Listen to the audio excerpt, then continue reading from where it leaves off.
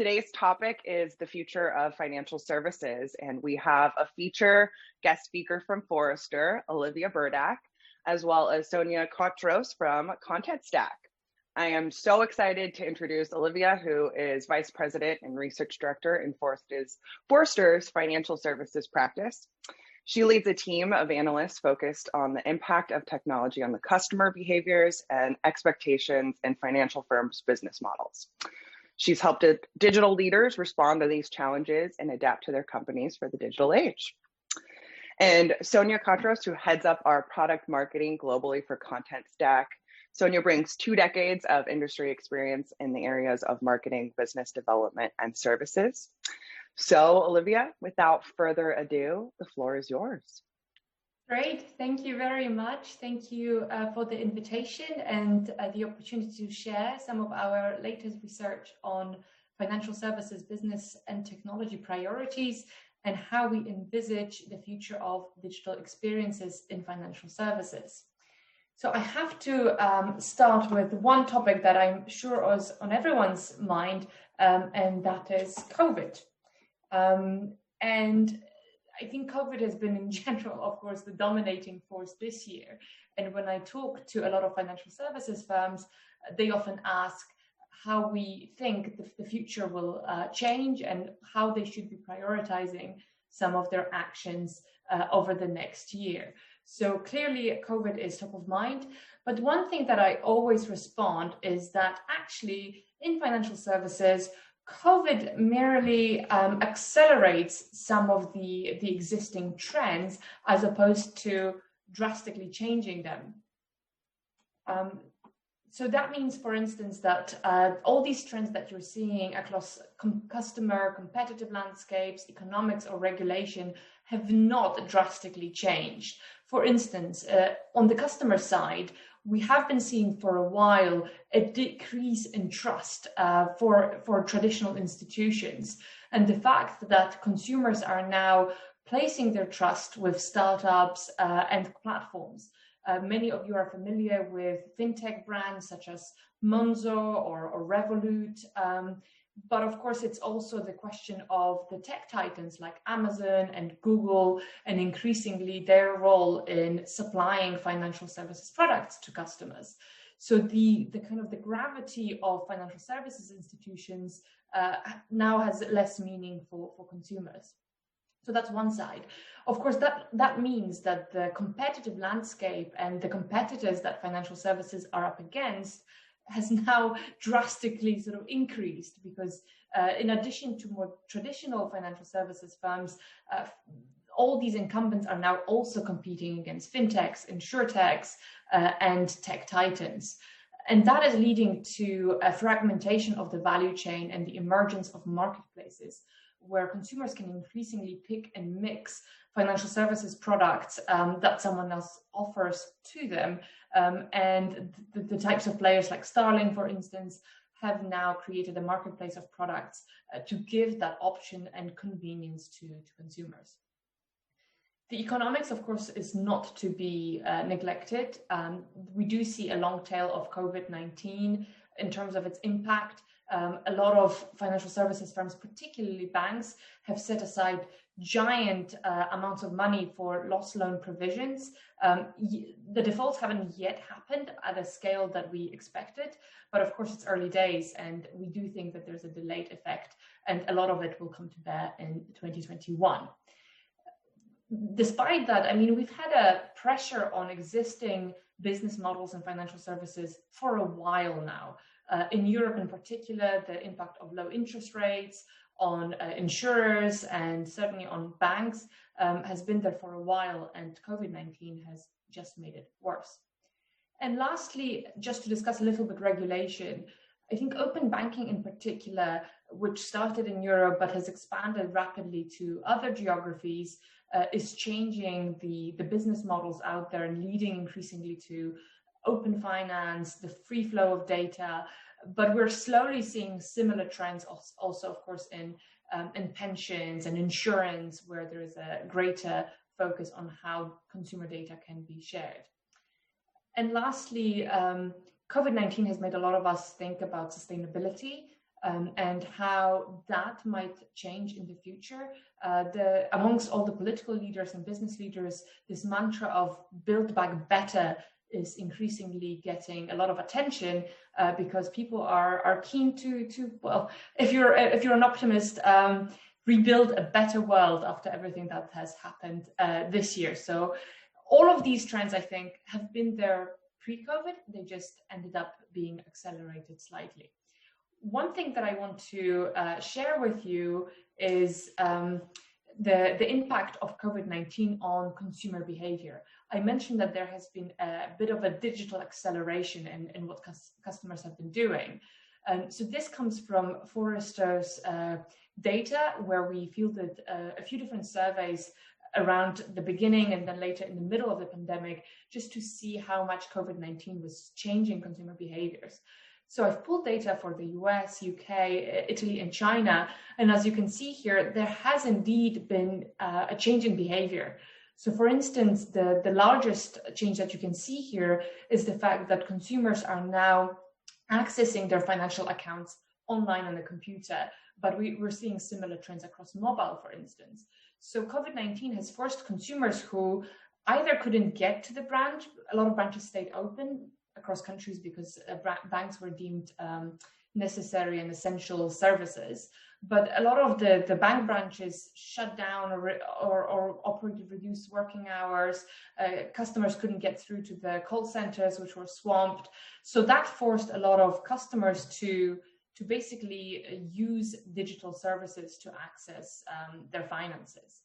So that's the biggest increase. A lot of digital laggards who were very hesitant to use online have now turned to online financial services. But it's not just in banking and financial services. As you can see here, even filing an insurance claim, around between 4 and 8% of customers have done this for the first time during COVID-19, because again, they were forced to do this online as opposed to via other means. And even something like opening a new financial product, where again, historically, this is the one area where customers often have questions and want reassurance and would often turn to a person to get help with selecting the right financial product for them. You can see that between 6% and as much as 12% in China of customers actually opened a new financial product online for the very first time. So that digital acceleration is definitely real and showing up in our data. Now, what does that mean for the priorities of financial services firms? So here again, this comes from Forrester's data, where we surveyed a lot of business and technology leaders in financial services and insurance firms to see how their priorities were changing from before COVID. So the first survey was fielded between December and January 2020, and in the middle of the pandemic, so April and May 2020. So I've put this for you, and I put the 5 top priorities for the previous time, so April, so December, and then the next one. So the top 5 priorities you can see here are April to May 2020. And a few things that have happened is basically the top priority that was growing revenue before COVID has now, of course, reduced in importance, because in times like these, people know that it's about reduction of costs. So actually, cost reduction has emerged to be the top priority, and growing revenue has reduced in priority. It's still number 2, but it has come down in priority. Innovation has really shot up, which I find really incredible, because we've heard the phrase never waste a good crisis, but actually it is very much playing out in firms' priorities, and that wanting to use this as an opportunity to accelerate and innovate is really, really visible here. And similarly, the acceleration of our shift to digital business, which has now also become a lot more important than before. The one area that has suffered is the focus on customer experience. Yeah, is it okay if I ask you a cheeky question in here? Go ahead, Sonia. So my talk track is actually all about how financial services customers deserve a better experience. Now you're telling me that people listening don't care about that so much anymore? I think there are three things going on here. So I think in a lot of firms, customer experience professionals haven't been as good at creating the business case for customer experience. And in result, when push comes to shove, boards or CFOs might think, well, this is a fluffy thing that we don't care about. We know that's not true. All of Forrester's research shows that when you deliver great customer experience, this really impacts your profitability. It impacts the loyalty of your customers, customer retention, and also customer advocacy. So whether customers actually recommend your products and whether you can win new customers this way. So I think there's work to be done in all these financial services firms, really building a strong business case behind customer experience. And I would caution all of financial services firms to really not sacrifice customer experience in times like these, because it is going to be all about customer retention. If you're not trying to grow revenue, then you have to at least protect your existing client pools and increase your profitability that way. And lastly, we do see this increase in the importance of digital business. I think a lot of firms have realized that they have to do a lot more to improve customer experience before they even go there. So could you argue maybe that the ability to innovate and that shift to digital business really ultimately does improve the customer experience too? Absolutely, and you and I know that tactical improvements often don't deliver that radical shift in customer experience, because you have to tackle a lot of the underlying processes and technologies that really will lead to that increase of basically customer experience and customer satisfaction. Yeah, absolutely. Sorry for jumping in there, but thank you. No worries at all. So let me move briefly forward. One thing I wanted to share with you also is the kind of phases in which financial services firms are planning. Let me just quickly see. Okay. Yes, thank you. So there are kind of three phases that we've seen in the COVID-19 pandemic. So the first response was around March, April, where a lot of firms were really swamped with crisis communications, ensuring that they acted on their business continuity plans, supported their employees as they worked remotely, and also customers as well, of course, as a lot of the policies around basically payment deferrals and pauses in mortgage repayments went live. So since then, we've moved into phase two, which is all about adapting and overcoming some of the newer challenges. And this is where we see firms really start thinking about, how do we become more adaptive, and how can we embrace agile planning and budgeting, reprioritize some of the internal projects, reimagining operations, as you talked about, Sonia, with CX. A lot of the improvements are going to come from here. So slightly more fundamental work than the crisis instigated phase one. And then we see a few leaders actually moving to phase three, which is about rebounding and rebuilding. And these are the firms that are looking for new innovation opportunities, which are really thinking, okay, if this is the new normal, what sort of projects should I be prioritizing? What sort of experiences should I be looking to build? And they are the ones that we see as winners, because they are already planning ahead and therefore kind of skating where the puck is going and not looking backwards. So all of that brings us to the focus on digital experience, and the fact that now is really the time to plan what your digital experience is going to look like, because we are seeing this digital acceleration and the opportunity to really make a difference and plan things differently and deliver different types of experiences to customers. So the three things that I will talk about today is personalization, distributed experiences, and autonomous experiences, which for me are the hallmark of what digital experience will look like for financial services in the next few years. So firstly, personalization. I think a lot of firms talk about personalization, but they don't all understand it in the same way.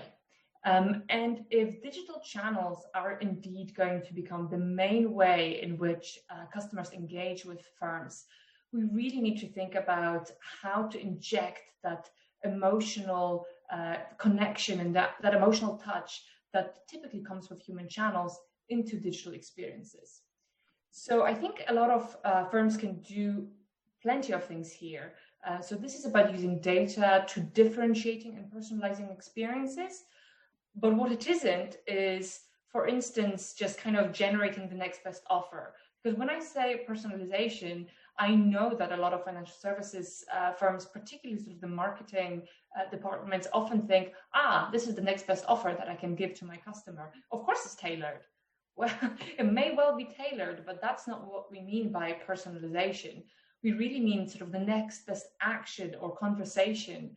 And particularly in times like these, that needs to center on things like financial well-being, for instance, helping customers achieve what they are trying to achieve around their financial plans. And what I often see is actually this. So these are a couple of examples of personalization from NAB and Barclays. And yes, these experiences are personalized in the sense that if you log into your mobile app, you see your name. But it seems to me as a little underwhelming to say the least, because of course the bank knows your name, and putting your name in their app when you log in should really be the least of it. We are talking of efforts that span the entire customer lifecycle, so not just marketing, as I said, but also servicing and making sure that those interactions are always personal to the person and to the individual. So that's the personalization aspect of future digital experiences. The other aspect that I wanted to talk about is the fact that financial services experiences are not necessarily going to just happen in the channels that you own. So a lot of financial services firms are very keen to control the experiences on their websites and mobile apps, which is great. But the reality is that the number of channels and touch points is proliferating rapidly. So you need to kind of start thinking about operating through marketplaces, operating through some of these new touch points, because finance is finally becoming embedded into actual objects. We all know about the example of the fridge paying for you in the future. So finance is really kind of breaking out of its boundaries. So some of this is about conversational interfaces, for instance. So a lot of financial services firms have built Alexa skills. That's very popular. And we have a lot of research that shows that firms are basically playing around with conversational interfaces, whether that's their own or Facebook Messenger or Alexa. And that's great. But actually looking further ahead, you can start thinking about, as I mentioned, finance becoming embedded into objects. So this example is actually Jaguar, and it's from an existing proof of concept where, as you're driving your Jaguar car, it actually has a digital wallet embedded in it. So as you're driving and your car is reporting potholes to your local authority, you earn cryptocurrency in return for your basically citizen duty. So it's really thinking about what are the boundaries of finance, because actually finance can be embedded into objects and integrated with your everyday life. So that's kind of how you need to think about distributed experiences. And lastly, we also have the autonomous aspect, and that's about really reducing that cognitive load that a lot of firms currently place on the consumer, and trying to basically act in customers' best interest by either making some decisions for customers or giving them very, very good suggestions. So if you think about how financial services work now, it's a very siloed world, not just in terms of kind of the departments inside each bank or insurance company, but the fact that products are just products, and customers have to operate through products as opposed to what they need in their lives. So if you think about a current account or a checking account, if you're American, these are products, but actually what a customer needs is basically a cash flow tool that gives them money and keeps their money, maybe supplements money when they need extra money. That's currently called a loan, or moves money into savings. That's currently called the savings account. So you really need sort of cash flow management as opposed to necessarily 3 different products. So at the moment, that landscape of products is fairly divided and disconnected. And what we're seeing is increasingly growth of types of services that combine or work across product silos to deliver experiences to customers. So this particular chart shows the emergence of new types of services that work across two basically axes. Either they do things on behalf of customers, so they have that autonomous execution, they take action on customers' behalf, or they generate personalized recommendations. And then the x-axis is the breadth of advice. So does it apply to just a single product or holistic advice? So let me give you an example of one of these. Income smoothing, which you can see in the top left-hand corner in blue, is something that is increasingly prevalent because firms are recognizing that we live in the world of gig economy, and if you're a contractor or an Uber driver, your income fluctuates a lot, and that makes managing your finances quite tricky. So what you could do is, with algorithms, you could basically smooth someone's income. So in times of plenty, maybe when it's Christmas and New Year's and lots of people are traveling or spending money, your algorithm would basically set aside money for you, so that when there is a quieter period in your business, you could use that cushion to help yourself. So these are the types of algorithms that actually do provide that cash flow management for you and can help you basically operate in better and worse times.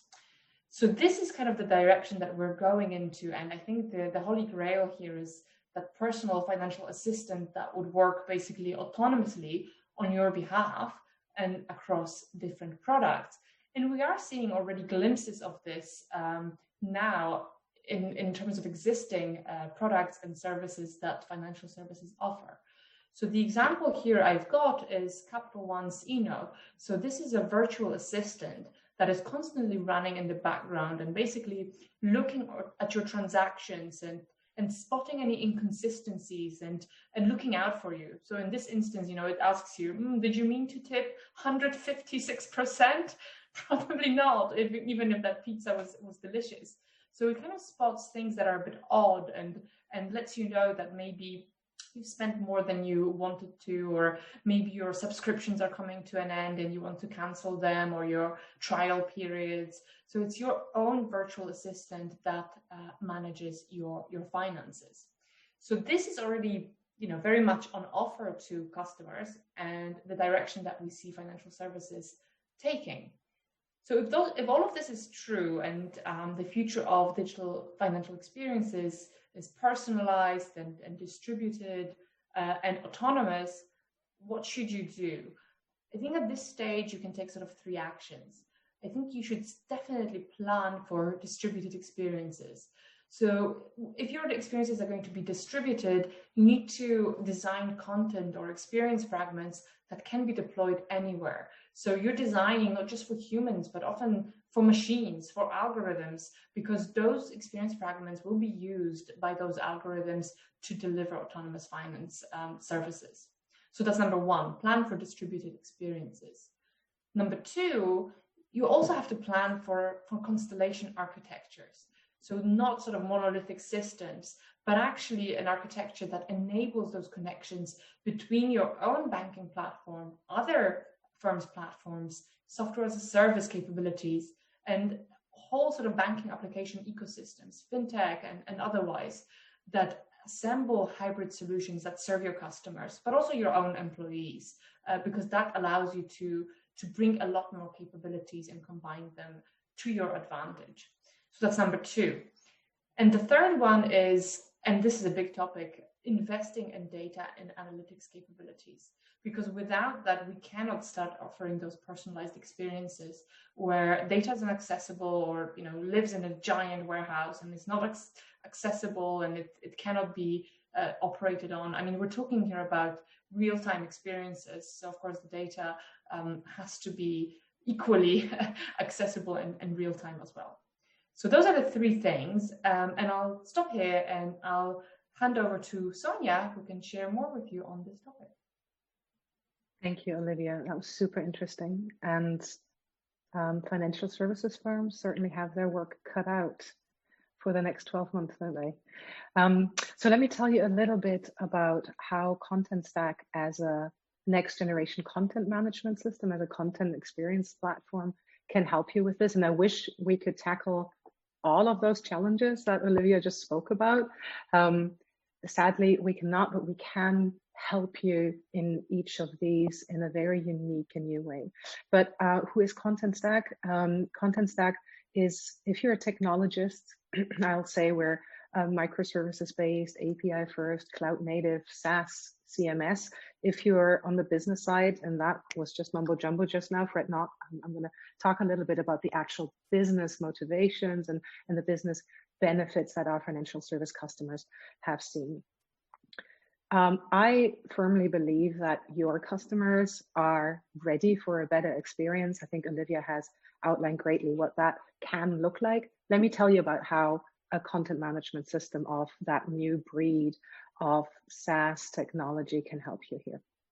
When we talk to Content Stack financial services customers, the first business driver that they come to us is with a need for a harmonized journey across silos. Oliwia spoke about the distributed channels, and certainly, you know, across web and mobile and conversational interfaces, chat, that is a big driver. What we see on top of that, though, is that there's also a lot of fragmentation within especially larger financial services firms across the different lines of businesses, across the different journey stages from acquisition to onboarding, claim, and cross-sell, upsell, that I will say I don't see in this complexity across other industries. And often we also see a very disparate technology ecosystem, you know, mergers and acquisitions that brought together different toolings. So how can Content Stack help here? Really, what Content Stack helps you to create is sort of an umbrella across all of those different silos to have your customer experience a ubiquitous experience that sort of camouflages the silos you might have internally, that you might have technologically, but still at the same time have consistency across all of those different channels that they interact with. And I think what is critical here is that you can do so without having to replace your core systems. And when I say core systems, I do mean, you know, your banking and your insurance infrastructure, but I actually also mean those monolithic legacy content management systems that you might have in place. Why? Because we can tap into all of those. We can retrieve the data, the content, the assets that you may need for your harmonized experience. And that greatly accelerates your ability to execute and of course also reduces the risk and the cost of making this transformational step, because the last thing you need right now is a $1 million sort of replacement project. Then secondly, the need for that human, helpful, and personal connection. Amplified through COVID, to Olivia's point, we see that rather than expecting sort of polished marketing content, financial service customers just really want you to help them. A lot of us, you know, are in very challenging situations right now. And for you as such a close partner, you know, you look after our money, you look after our future, you have a unique opportunity now to really be helpful and really be personal. And customers remember that. So many of our customers really unleash the superpower of their subject matter experts to create amazing content experience. So rather than having everything bottlenecked into a central marketing team or central content team, when you have a very intuitive user interface, when you have the capability to hook into your workflows, into your governance, into you know, your corporate policy systems, then you can actually have line of business experts create content. And yes, you may want to have that reviewed and checked by legal and content editorial teams, but it will significantly accelerate your time to market and your content lifecycle. And when I say expert, I don't just mean the people that know about pet insurance and the people that know about, you know, picking up a mortgage. I even mean your support staff, because with all those people calling you right now because they can't go into your branch, those folks actually probably have the best idea of what you need to do in your digital self-service channels to make them not call the hotline. So the customers that we do One of them has up to 3,000 agents on the phone. They have the ability in their dashboard to make suggestions for content changes when they see the self-service isn't quite hitting it, isn't clear enough, or maybe outdated. And the central team can then just approve that really quickly. It gets automatically rolled out into any and all channels they have, automatically translated across 20 languages. And that way, 10 minutes later, if a customer comes to any of those channels, has the same questions, they do not need to pick up the phone and call the call center. I'm sure you can imagine what that means with regards to support cost reduction. And it's really, really beautiful to see how quickly an agile organization can react. And then autonomous finance and journeys. Now, the financial side of things, the algorithms there, that is obviously not in our wheelhouse, but what comes with autonomous finance and personal finance assistance is the need for additional information and content to be served to your customers so they understand what have you done, but also maybe help them understand why that is so very beneficial to them, so they keep on trusting you or trust you, maybe with even more autonomy in the future. If you look at the monolithic systems that Oliwia just mentioned from 10, 20, 30 years ago, they were designed for managing websites, and they don't have the capability for this granular content, this atomized content, to be programmatically picked up by your algorithms. Modern CMSs like Content Stack, however, do. And that enables you to proactively help your customers get the most out of your services and actually get your services maybe in many instances. I also think that you yourself and your organization is probably ready for a better experience, especially if you're on monolithic old software. It can be very cumbersome to innovate. And what you need now more than ever is that agility and speed that you can clear your backlog.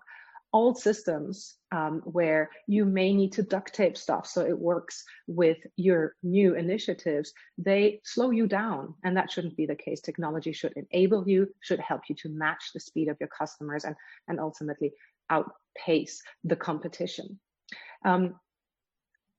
Make your experts experts. So we talked about the subject matter experts really quickly, but that's really something that spans across your organizations. So the people who know marketing, they should do marketing. The people who understand the line of business content should do the line of business content. The support staff should do the support content. And the developers should do developing. What we see in a traditional setup of digital experience sort of monolith is that it all gets mingled up. The business users can't quite do what they need to do, so the developers need to help them, and sometimes the business users try to do some HTML code because the templates don't quite look well. And if you're in that space, I'm sure you have experienced a case or two of that. And very often those monolithic vendors, they will prescribe the workflows and the ways of operating to an organization, which we at Content Stack believe is fundamentally wrong in 2020. You have your unique business processes, you have your unique organizational structures, you have your unique government setups, and tooling needs to support you and not dictate how and what you should do. And if you tackle that, if you clear your backlog, if you have agility and speed, if you enable your entire organization and not just a small team, you will really make innovation your superpower, because that upward spiral of having everybody be at their best and technology not holding them back is really, really beautiful to see in our customer base. The interesting thing is, utilizing SaaS technology, cloud native, also means you can do that at a really great total cost of ownership, and that will reflect in your return of investment. Lastly, there's a lot of sort of headless CMSs out there that are very bare bone. It's a really hyped sort of market right now. Do not ever compromise on enterprise grade security, reliability, scalability. Obviously, especially your industry is core. So don't settle for anything less than enterprise level here, but you can now have that. And at the same time, have the innovation power, which is really, really beautiful. So in very short, and give us a one-on-one call. I'm happy to talk about Content Stack for like 2 hours.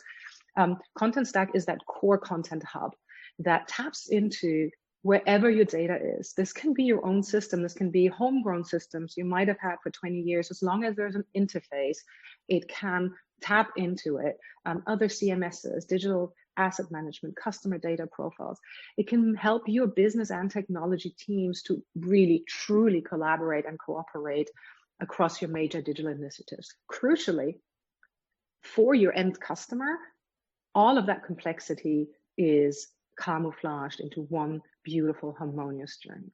And many of our customers, which as you can see come from many different industries, have in amazing time transformed what their customers perceive without having to have a huge burden on that digital transformation project internally. And I think that's a really fantastic move to make, especially if you are in the more traditional financial services industry. Let's speed date a few of those customers really, really quickly. One of the top 100 in the Fortune 500 insurers, the Fortune 500 of the US, and this is an insurance, good 13 million policies in force. They're doing a beautiful job on that real personalization that Oliwia talked about. So they're one of the largest providers for car insurances, boats, and all of that. They have home insurances as well. They've harmonized that journey, and they are continuously optimizing the relevance and the personalized experience across that beyond Hello Oliwia. They've combined Content Stack with Monetate. That's a leader in the personalization space.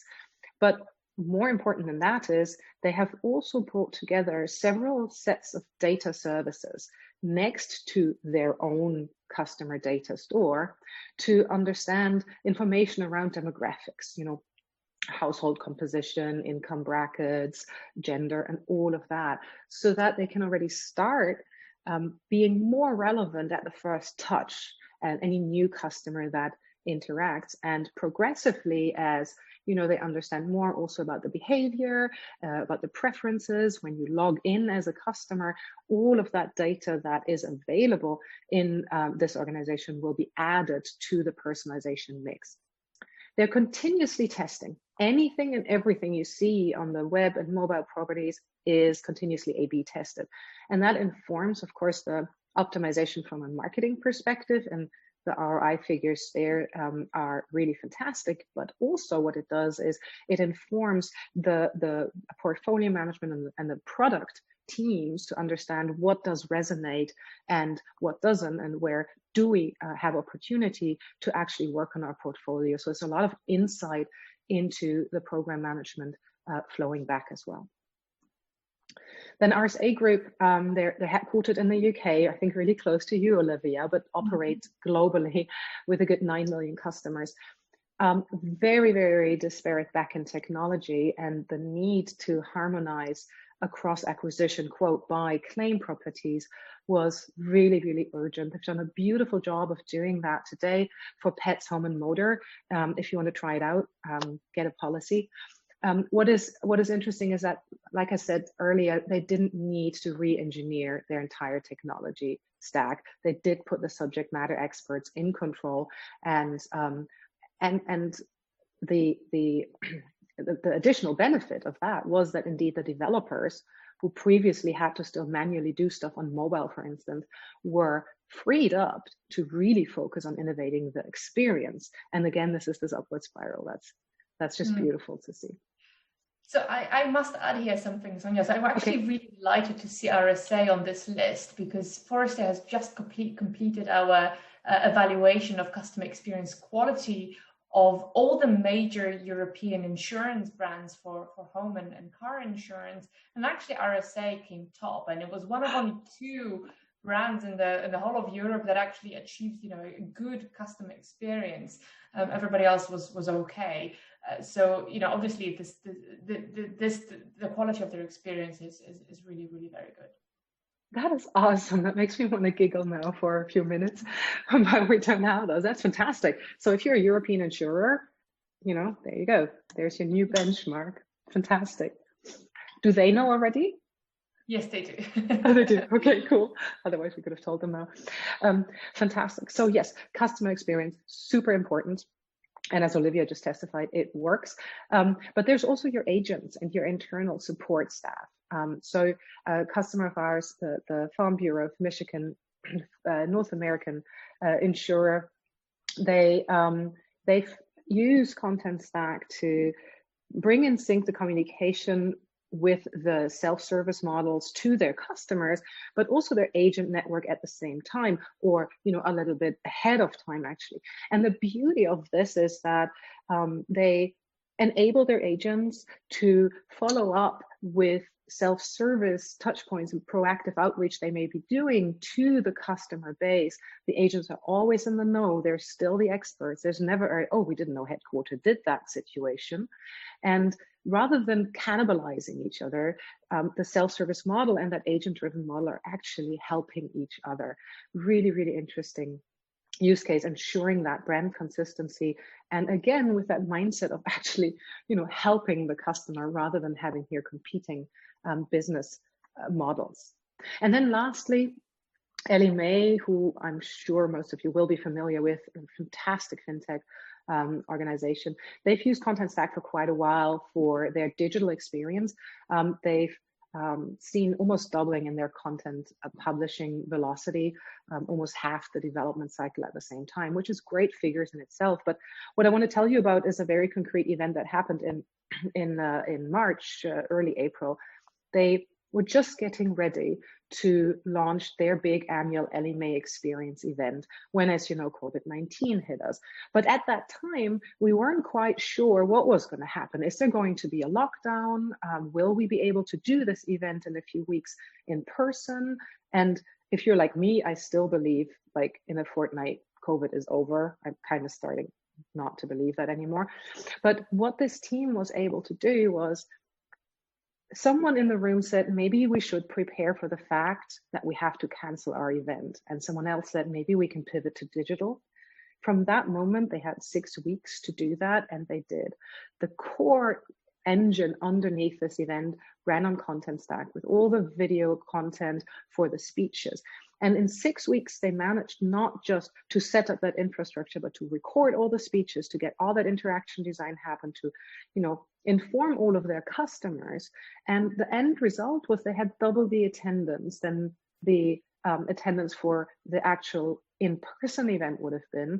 And the feedback they got from their customer base was absolutely amazing. They were so happy that in this weird time, they could still interact with Ellie Mae, they could still understand what was going to happen. And it's done miracles for their loyalty. Just a few examples, really quick speed dating of 4 of our many, many amazing customers. Love to continue the conversation in one-on-one. And I do think, Christine, we have a few questions. Awesome. Thank you both so much for this very informative, super interesting presentation. We've had a couple questions come in from the audience. So I think, Oliwia, these first 2 might be for you, but Sonia, feel free to chime in.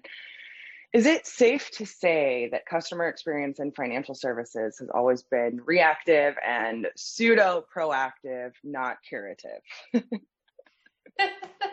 Oh, I got a poison chalice. Well, it's not that customer experience in financial services is bad. So I mentioned when we were discussing RSA and the customer experience index that Forrester runs every single year to see, to measure the quality of experience. So in banking, for instance, for the first time this year, we have 2 excellent performance in Europe for the first time in our history. But insurance, for instance, is a little bit, behind. So apart from RSA and another insurer in the UK, like the most of the quality is just okay, and even it just there's like no excellent performer. So it is fair to say, I think, that the experience could still be better, and that there are a lot of reasons why financial services firms and insurers don't always reach the quality that you see from retailers, for instance, or some digital businesses. And some of it is to do with all the reasons that Sonia also mentioned, legacy technologies, internal silos, the lack of feeling of urgency and threat, because it's a fairly kind of stable market, at least until fintech and tech, big tech piped in. So there are a lot of reasons why financial services firms are a little bit more reactive, I think, even though some of them maybe want to delight customers. I had a conversation with a CMO of a large traditional bank in Europe just last week, who looked at our customer base and said, I wish I could be in retail because, we feel so dusty all the time. And I actually challenged him and said, listen, you don't have to anymore. Like the technology has changed and can enable you to now be just as cool. You just really need to shake that dust off and get going. And maybe actually the bizarre events of the last half year have already blown a bit of that dust off in financial services, and that urgency that you say is clearly there now, isn't it?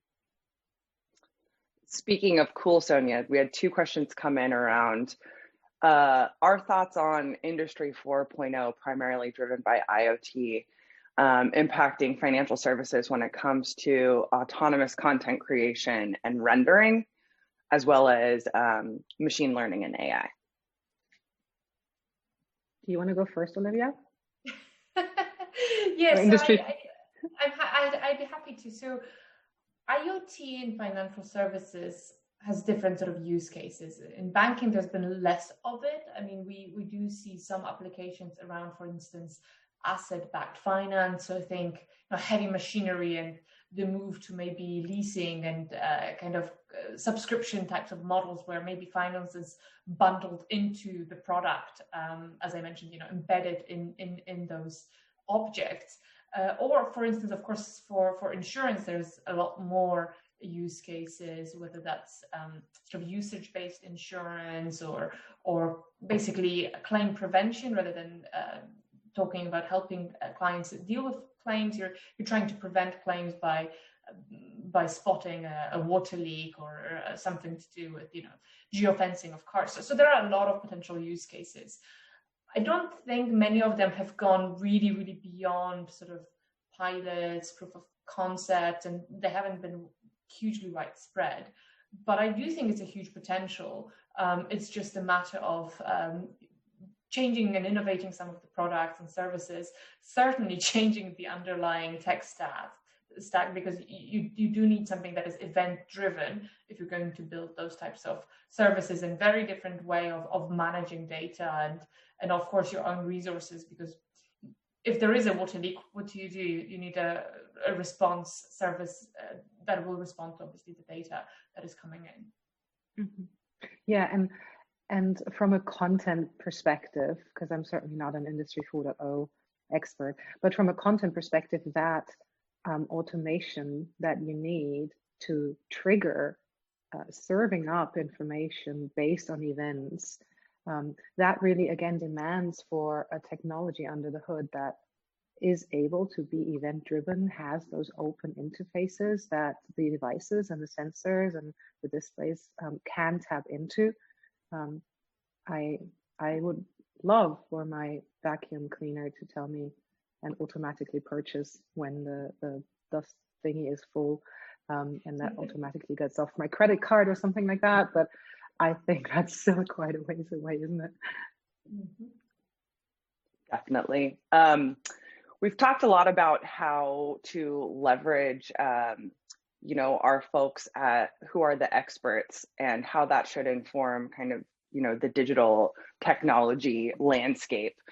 On the flip side, how do we think that these digital trends will impact human work and skill sets?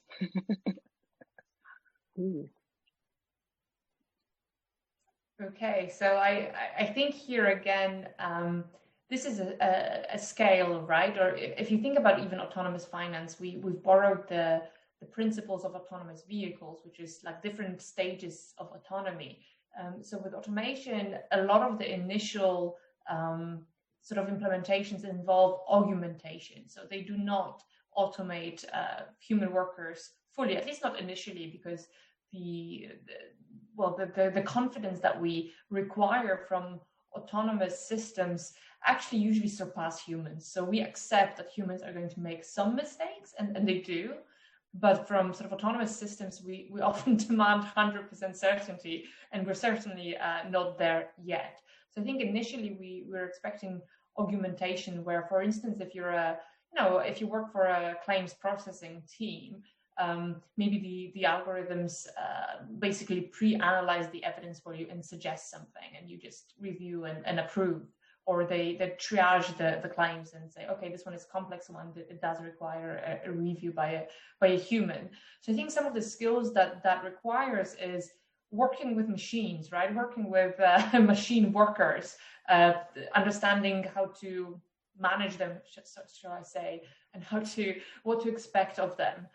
But also, like, that ideally will lead not to a reduction in human force, but rather kind of the emphasis on human skills, because everything that I've seen in technologies like natural language generations, for instance, does not in any way match human capabilities for understanding emotion, empathizing with others. There are a number of customer journeys in financial services, for instance, insurance claims, that do require a lot of empathy and understanding and emotion that I don't think machines or algorithms can match at the moment. We can augment that. We've got content intelligence that understands, like, reads customers' emails, but the human response and the generation of responses, I think, is where human skills of empathy, creativity, problem solving will win. And those are the skills that we recommend financial services hire for or train for at the moment. Yeah, and then enabling those, I think, is again the really interesting part. I called my mortgage broker today because I needed really quick information. I wouldn't, and I'm really a digital savvy sort of person. I didn't think of searching through their website. I call my insurer when I need 3-4 policy changes at once, because it's still easier for their support staff to do that for me. But then that they can do it quickly, I think that's really where you have an interesting use case again. Fantastic. I think we have just a couple more questions here. One from Gaurav. We've seen in all banks, there's a lot of focus around AI. As per your experience, how do you see its role in the space of cash management specifically? Yeah, no idea. This is totally yours, Oliwia. I'm wondering whether that cash management here refers to treasury or in general cash management. So I'll try to tackle it from both angles to cover my bases. So I think in cash management, there is obviously a lot of application of AI, and particularly when I say AI, machine learning. So basically understanding preceding patterns and then forecasting cash flow, and then basically plugging, I guess, products, which are not really products, but cash flow management, in order to help clients. So certainly I think they're predicting cash flow use, dips, excess, moving excess cash into better accounts. There is a lot of application, I think, of machine learning that can make those services a lot better.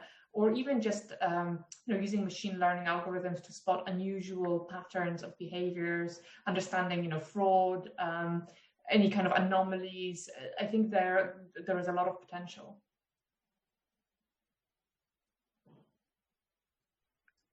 Awesome, thanks, thanks, Sonia. Thanks, Oliwia. I think we're going to end on a really fun, interesting question, both of which you are free to answer. What is the most unexpected innovation, good or bad, that you've seen during COVID? I know that's a very broad question. Can I start, Oliwia, on this one? Please do. actually, can I use one? I hope it's okay to use one that is not financial services, but I'm was super intrigued by it. So one of our large toy manufacturers of modular bricks that I sadly can't name had a a B2B line in their business that was catering to educational facilities. So, you know, educational focus, sort of with building little robots and all of that. Very early on, it was clear that parents really need help. And I have 3 kids, and I certainly needed help when all of those were at home.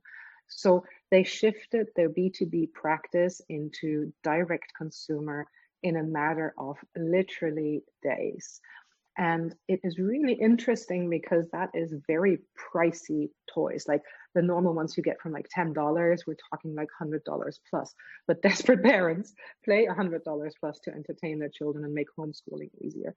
When I spoke to them about that and I said, look, 3 years ago you were on monolithic software, what would have happened instead of pivoting an entire business line? And boy, did they make revenue on this. They said, would you have been able to do that? And he laughed and he said, no, we wouldn't have. You know what would have happened 3 years ago?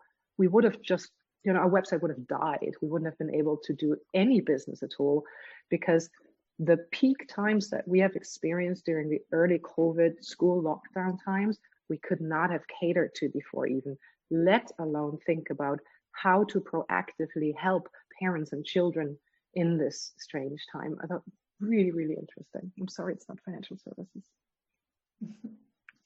Very Did you have one, Oliwia? I mean, there's been a lot of innovation.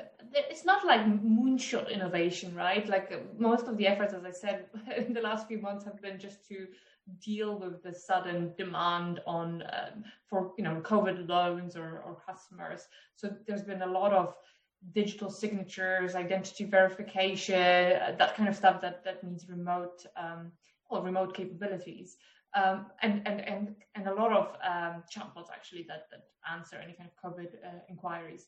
But the one thing that stood out for me is basically the fact that all of the models that financial services firms have used for the last decade since the financial services crisis, they're now defunct. Like you have to get to know your customer again, because their status, their businesses, they're completely changed, and their prospects have completely changed.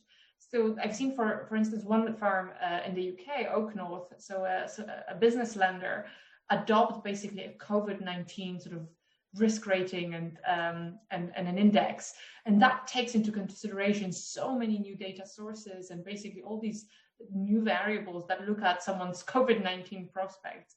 And I think this is where we will see basically a lot of innovation over the next 12 months. How quickly can you adapt some of your models in order to basically improve your credit underwriting, improve your interactions and content for customers, because you do not want to send someone irrelevant content. They've just lost their job, or maybe have lost someone, and you're sending them an advert for a credit card. So I think that those segmentations and those models will need a facelift, definitely. Thank you both so much. You've brought up some just incredibly relevant points for where we're at today. Such an interesting discussion, and we hope all of our participants and attendees enjoyed the discussion as well. If you would like to learn more about Content Stack and all of the magical things we can help you do, visit us at contentstack.com, or you can reach out to info@contentstack.com, and we will definitely get back to you.